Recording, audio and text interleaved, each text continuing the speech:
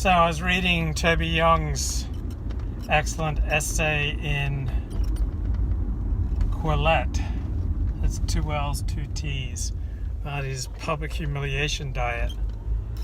And if you know Toby Young, you know his memoir, your initial reaction might be, well, how can Toby Young be humiliated any more than he's humiliated himself? Because in his memoir, he writes all these embarrassing things that he said and did when he was in New York City, and eventually that got made into a major Hollywood motion picture, maybe a small independent picture, but anyway, I saw the movie.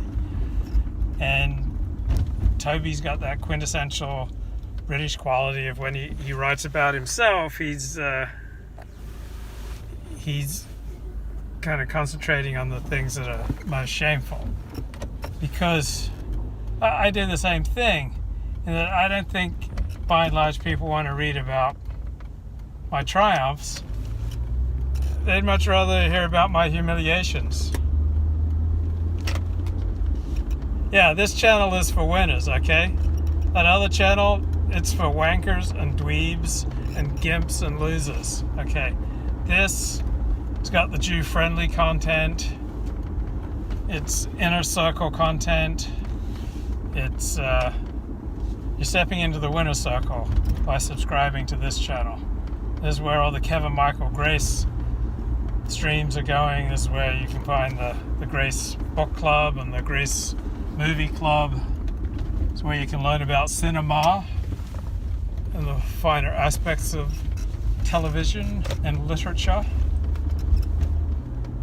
So, Toby Young writes this long essay detailing what he's been through over the past few months. And I haven't been paying close attention to what Toby's been going through, but I've seen his name constantly in the news, and usually in a derogatory sense, in the British news. Not American news hasn't paid much attention, but British newspapers have had field day carving up Toby Young over the past year in particular, but over the past 30 years that's been going on. It's just that the intensity is considerably increased. So Toby published a memoir about 17 years ago, How to Lose Friends and Alienate Other People, about his time with Vanity Fair. And so when you make a career out of humiliating yourself or sharing, okay, what am I giving to new subscribers? If you act now, I'm going to throw in like a genuine Luke Ford signed keeper. So he's made a career out of humiliating himself and writing about his humiliation. And that's fun to read, and you can make a career out of that because everybody loves to read and learn about other people's humiliation. The downside is the wider society, to the extent that they know you, they tend to not take you so seriously. If you don't take yourself seriously, other people tend to not take you seriously. If you slag off yourself, other people will be much more likely to slag off yourself. If you make a joke about how you're a porn addict, other people will just naturally tend to repeat it, but without the irony, without the humor. It's just, you're a porn addict. So, once you make certain decisions in life, all sorts of other doors are just closed off to you. And that's just how it works, okay? I wrote on the porn industry for about a decade. So all sorts of doors are closed to me. I mean, how do you leverage a career writing about double penetration? Okay, you just don't. And so I will never make a career out of working with children. Okay,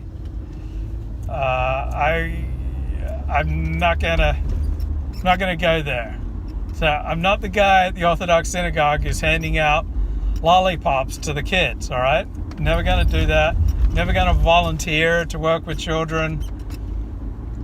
I don't go up to kids and hug them. I'm a bachelor. So bachelors in Orthodox life shouldn't go around hugging kids, handing out candy, volunteering to be with children.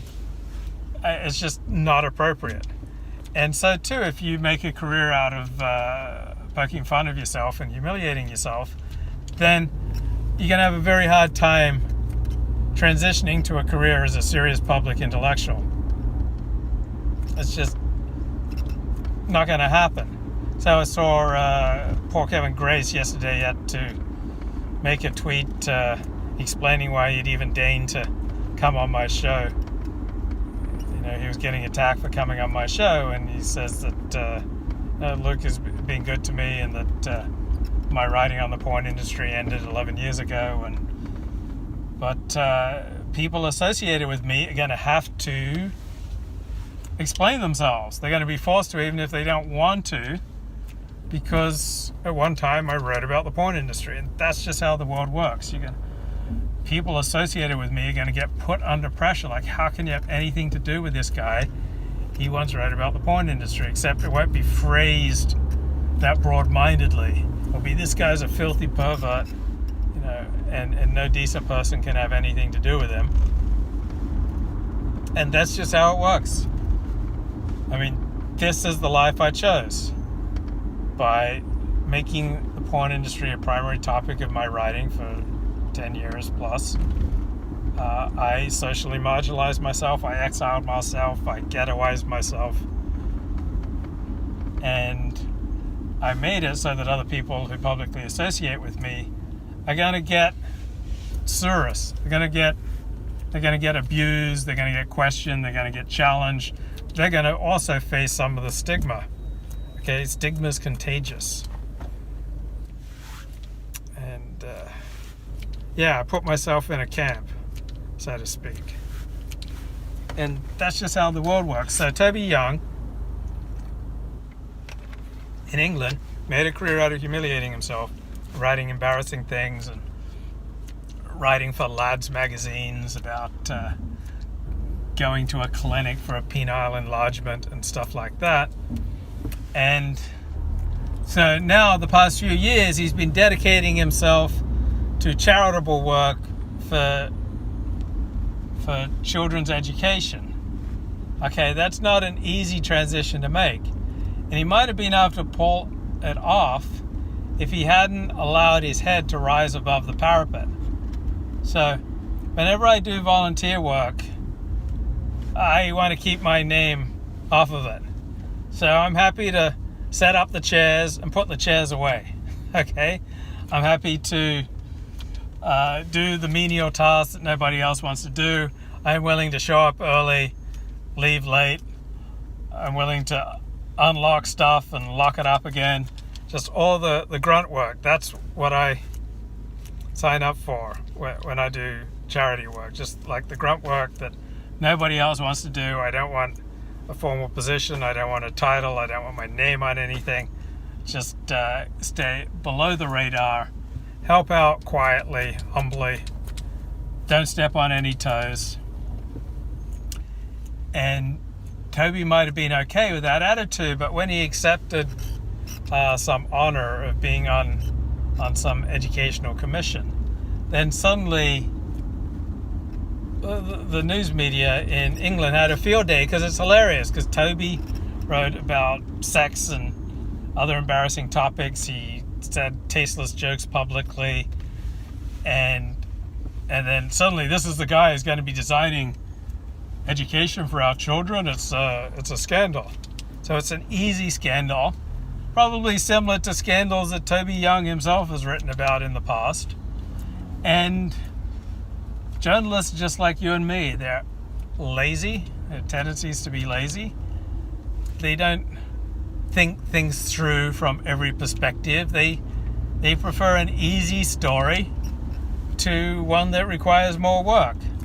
So it's easy to read Toby's tweets and Toby's articles and just dredge them for the really embarrassing stuff, and then say, Prime Minister appoints porn addict to Children's Advisory Council. And technically, it may be true, but of course it's a gross distortion of reality. But that's just how the world works. When you give people an easy way to hurt you and dismiss you, they're going to do it. They're going to jump on it. And the more loudly you protest about the unfairness of it all, then the more vulnerable you become. Okay, the only way that you can deal with something like this is by agree and amplify. Yes, that's right, I'm a porn addict. Yes, that's right, I got a penis enlargement. Yes, that's right, I brought strippers to work on Bring Your Daughters to Work Day at the Vanity Fair. You just got to double down and just double down, agree and amplify. And that just takes all the sting, that takes all the enthusiasm out of those who are attacking you. But as soon as you try to minimize your culpability or minimize, the embarrassing things that you've said and done, then other people are just going to gleefully leap on and attack you. So when Toby Young was complaining to his friends about the gross unfairness of all the attacks on him over the past few months, his friends pointed out to him, well, you created this whirlwind. And you can see by this latest lengthy Toby Young essay for Quillette that he's still in the middle of processing what's happening to him. He has not yet reached the point of recollecting with tranquility. So there's a lot of self-justification, a lot of self-defense and complaining and how he's been done by, and you can see his point of view, but it's not an effective public strategy. And I think when he's processed it more, eventually he'll come to more tranquility. We have to find more of the humor. So, for example, he keeps writing in this essay about horrible things he's said and tweeted in the past, but he doesn't quote any of them. So if you're going to write about horrible things you've said and tweeted in the past, you need to quote them. Okay? For example, if I was to talk about my sex and love addiction, I should say, yeah, there was this Shabbat dinner where I followed this woman into the kitchen and I cornered her and I put my hands on her and she hated it, and when she thought about the incident years later, she would cry. Okay? I've been told about this. I dimly remember acting this gross way, but you need to be specific. Okay, there are countless other Shabbat dinners, from 20 years ago where I was a bad guest. I left my host feeling humiliated, outraged, disgusted, taken advantage of, duped. Maybe their children were in tears when I left. Okay, I have to face up to those ugly facts about myself, about my behavior. And only when I come clean with those, then we can carry on the conversation. But if I simply say I behaved inappropriately in the past and for all those I caused offense, I'm very sorry, that doesn't cut it. If you're going to publish autobiographical essays or do autobiographical vlogs, you need to be more specific. You need to take responsibility. You need to admit what you've done and come clean. And Toby doesn't quote any of the horrible things that he said. And I think that's a weakness in the essay. Now, the more you have an external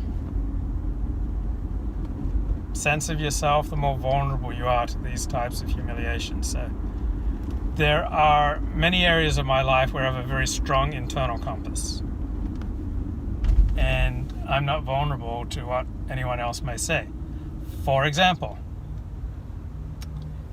if I write something and then I go into another browser and read it back, and I read it back with pleasure, I know if I write something that I enjoy reading, that is good writing. And it doesn't matter what anyone else says.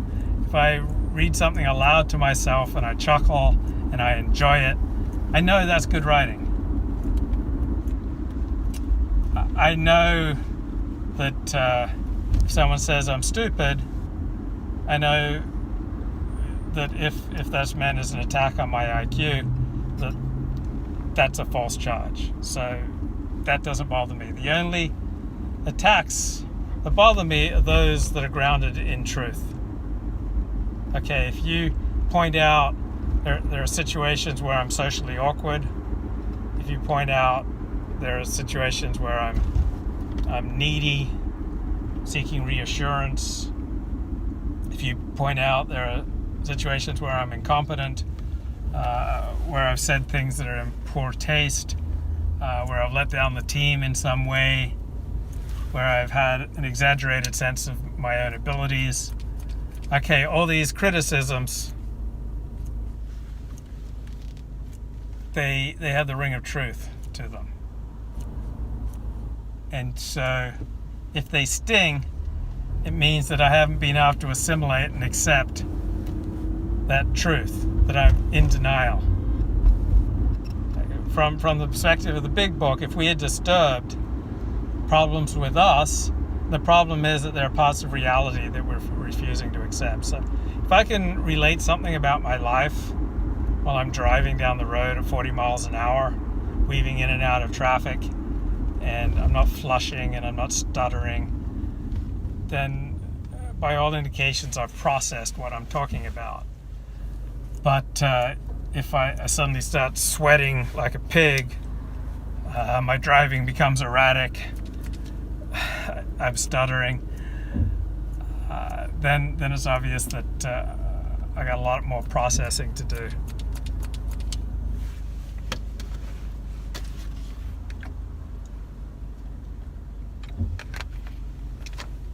So, generally speaking, the more value that we can gauge by our own internal compass, the better off we're going to be when the winds of public humiliation blow over us. And there's another thing that we can do on a daily basis to prepare ourselves to be in good spiritual condition for when the winds of public humiliation blow over us. And that's to track whenever we develop a resentment. Because resentments can quickly spiral out of control, poisoning our relationship with ourselves, with other people, and with God. So if we notice we got a resentment against somebody, then it really helps to get clear. Why do I resent Joe? What did he do? What part of my life did he affect? Where was I to blame? And how have I behaved in the past in other ways? Like, can I give Joe the same compassion and understanding that I want for myself for all of my bad deeds? So if I can process my resentment so that I'm clear about why I resent somebody, and then move right through to accepting reality, accepting my own role,